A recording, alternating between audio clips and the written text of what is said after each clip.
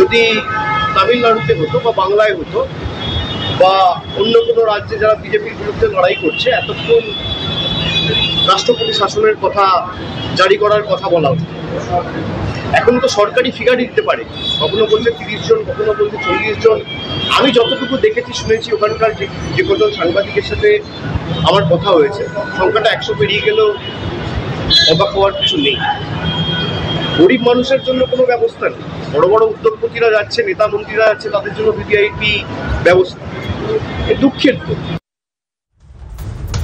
তৃণমূল কংগ্রেসের সর্বভারতীয় সাধারণ সম্পাদক অভিষেক বন্দ্যোপাধ্যায় কি বলছেন আপনাদের শোনালাম, কিন্তু বিজেপির রাজ্য সভাপতি সুকান্ত মজুমদার তিনি আবার বলছেন যে মহাকুম্ভে যা ঘটেছে সেটা একটা দুর্ঘটনা, মৃত্যু নিয়ে রাজনীতি করছে তৃণমূল কংগ্রেস এবং বিরোধীরা, এমনটাই মনে করেন সুকান্ত মজুমদার। তিনি কি বলছেন তার মুখ থেকেই শুনুন। আমাদের বিরোধীরা চাইছে যে মৃত্যুর সংখ্যা বা মৃত্যুটাকে দিয়ে হিন্দুদের পবিত্র উৎসবকে যেন একটা ফিয়ার সাইকোসিস তৈরি করা যায়, সেটাকে কেন্দ্র করে ভয়ের বাতাবরণ তৈরি করা যায় এবং তাতে যাতে লোক যেন কম যায়। কারণ মক্কার থেকে বেশি লোক যাচ্ছে হিন্দুদের পুজো পার্বণে, আমাদের বিরোধীদের তো জ্বলবেই, সেটা জ্বলছে। সেই জন্য তারা এটা করার চেষ্টা করছে। উদ্দেশ্য একটাই, যে পৃথিবীর সব থেকে বেশি লোক ওখানে জমা হচ্ছে, এই রেকর্ডটা কেন হিন্দুদের নামে থাকবে? এই জন্যই অখিলেশ প্রসাদ যাদবের বুকে ব্যথা, মমতা বন্দ্যোপাধ্যায়ের বুকে ব্যথা, তৃণমূলের বুকে ব্যথা। কিচ্ছু লুকোনোর বিষয় নেই, একটা ভয়ের বাতাবরণ তৈরি করার চেষ্টা করা হচ্ছে। এত লোক মারা গেছে, এত লোক, এবং আমি বলছি মিডিয়াকেও ব্যবহার করা হয়েছে এই জন্য। তৃণমূল কংগ্রেস কোনো ইস্যু না পেয়ে জল ঘোলা করার চেষ্টা করেছে। একটা দুর্ঘটনা ঘটেছে এবং সেই দুর্ঘটনা অনভিপ্রেত, কিন্তু এত মানুষ একসাথে এসে যাওয়ার জন্য এই ধরনের দুর্ঘটনা ঘটেছে।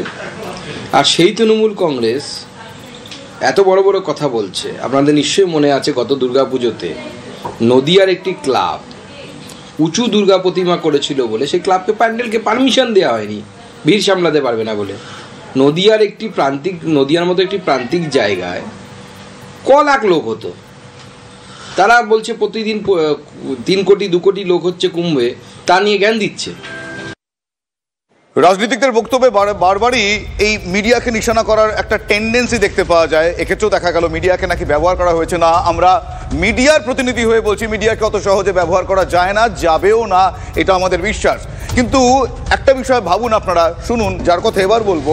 এই যে মহাকুম্ভে পদপিষ্ট মৃতের সংখ্যা আড়াল করার চেষ্টা হচ্ছে, এই চাঞ্চল্যকর অভিযোগ তো তুলছেন যোগী আদিত্যনাথের উত্তরপ্রদেশ সরকারের পর্যটক দপ্তরের প্রচারক, যার নাম তানিয়া মিত্তল।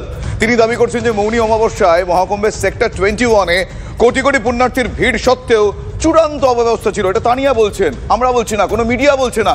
চোখের সামনে শ্বাস বন্ধ হয়ে মৃত্যুর কোলে ঢলে পড়েন অনেকে।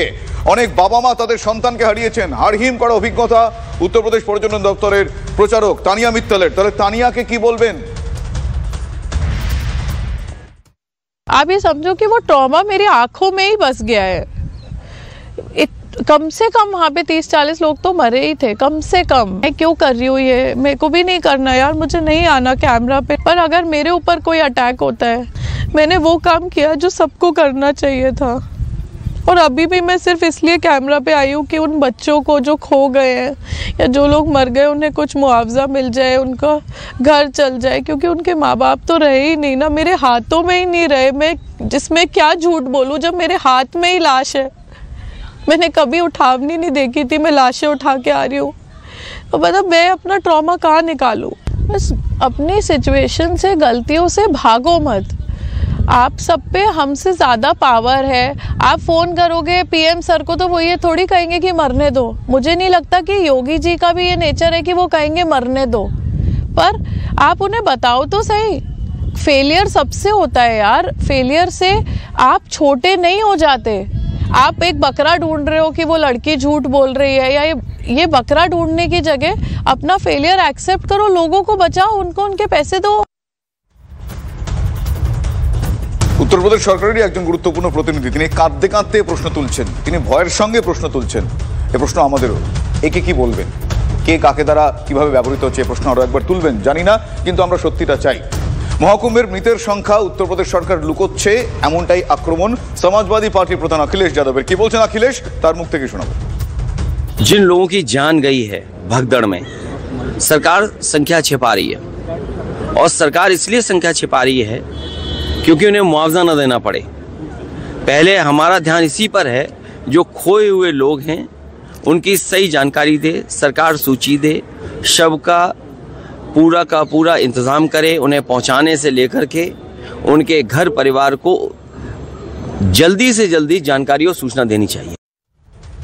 অব্যবস্থার কথা বা অব্যবস্থার প্রশ্ন বারবার উঠছে, তার কারণ একটা তো যেটাকে বলা হয় জানকারি, একটা তো জানা যাবে কারা হারিয়ে গিয়েছেন, কারা নিখোঁজ, কাদের মৃত্যু হয়েছে, সেটা জানা যাচ্ছে না কেন? মহকুমে পুণ্যস্নানে গিয়ে লম্বা হচ্ছে নিখোঁজের তালিকা। বেহালার সুবীর নস্কর, রানাঘাটের সুমিত্রা পাল, পূর্ব মেদিনীপুরের কালিকাপুরের অর্চনা মাইতি, জুনপুটের পবন কুমার জানা, মালদার ইংরেজবাজারের অনিতা ঘোষ। উৎকণ্ঠা বাড়ছে, যোগী সরকারের বিরুদ্ধে চূড়ান্ত অসহযোগিতার অভিযোগ উঠছে। একদিকে অব্যবস্থার অভিযোগ, পাশাপাশি এই মুহূর্তে অসহযোগিতার অভিযোগ। যাদের পরিবারের মানুষজনের খোঁজ তারা পাচ্ছেন না, তারা কোনো রকম খোঁজ নিতে যখন যাচ্ছেন তখন তারা সহযোগিতাও পাচ্ছেন না, এমনটা অভিযোগ তাঁদের।